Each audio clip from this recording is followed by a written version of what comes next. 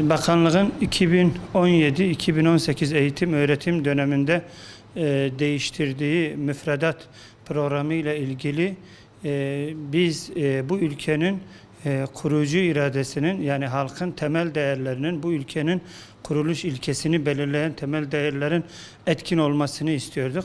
Halk kendi manevi dinamiklerini, kültürel ve sosyal değerlerinin bu ülkenin müfredatında yer alması talebini iletiyor.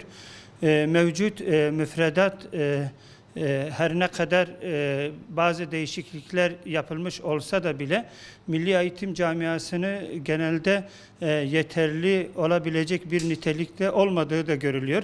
Bu anlamda bir başlangıç olması nedeniyle önemsiyoruz. Özellikle değerler eğitiminin müfredatın içerisine alınması önemli bir husustur. Çünkü bu ülkenin Müslüman halkının taşıdığı değerlerin eğitimin müfredatı içerisinde olması en doğal ve tabii olan bir durumdur. Yıllarca bu halk kendi değerlerinden uzak, Batı normlarını içselleştiren bir değerlerle karşı karşıyaydı. Bunu içine sindirmesi de mümkün değildi ki olmadığı da görüldü.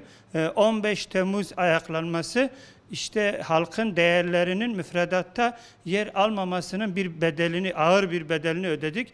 Umut ediyoruz ki artık bundan böyle halkın değerlerini içselleştiren bir Milli Eğitim Bakanlığı bunu görüp buna göre bir müfredat değişikliğini yapması gerekiyor. Bu bir ön adımdır. İnşallah bundan sonraki adımlarda ki bakanlığın kendi beyanıdır. Bu bir başlangıçtır ve devam edecek. 2018'den sonra 2019 eğitim öğretimde de müfredat değişikliği ile ilgili görüş ve öneriler alacak eğitim camiasında. Biz burada bütün eğitim camiasından tekrar sesleniyoruz. Bu ülkenin birliği, bütünlüğü ve halkın inandığı değerlerin de çocukların eğitimde müfredat olarak almaları onların en doğal ve tabii hakkıdır. Bunun için mutlaka önemsenmesi gerekir. Hele özellikle sivil toplum kuruluşları, eğitim camiaları bu müfredat değişikliğiyle ilgili üzerine düşen sorumluluğun gereğini yapsınlar. Cihat kavramı dini bir terimdir. Şimdi dini terimleri dini argümanlar içerisinde değerlendirmek lazım. Onu sistem veyahut da başkalarının nitelendirdiği şekilde değil. Din onu ne şekilde nitelendiriyorsa onu o şekilde anlamak lazım. Kur'an-ı Kerim cihat mefhumunu çok açık ve net bir şekilde beyan ediyor. Bunun için yoruma ve izaha bile gerek yok. Ama sistem onu farklı bir şekilde algıyla yansıtmaya çalışıyorsa bu da doğru değildir. Din kültürü dersinde işlenen tüm dini terimlerin dinin mana ve mefhumuna uygun bir şekilde aktarılması gerekiyor.